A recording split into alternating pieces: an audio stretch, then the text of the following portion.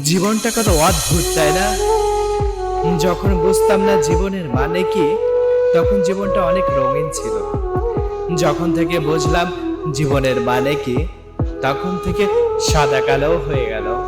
ছোট্টবেলা তো কত স্বপ্ন দেখতাম, ছোট্টবেলা তো কত কিছু ভাবতাম।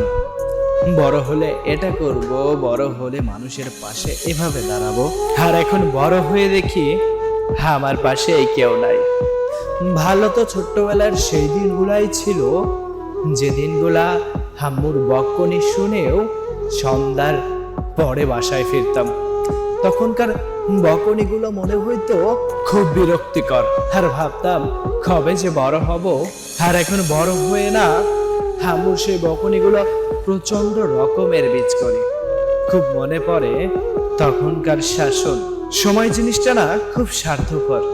যৌবনের লোভ দেখিয়ে শৈশব কেড়ে নেয়, আর অর্থের লোভ দেখিয়ে কেড়ে নেয় যৌবন। কি অদ্ভুত, তাই না? তবুও প্রতিটা মানুষ মিথ্যার হাসি দিয়ে কাটানো দিনগুলা ভালোই কাটছে। ভালো থাকতে হলে আপনাকে সমাজে পাক্কা অভিনেতা হতে হবে।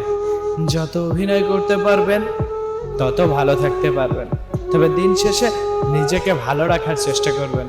ভালোবাসা রইল আপনাদের প্রতি। Love you bro.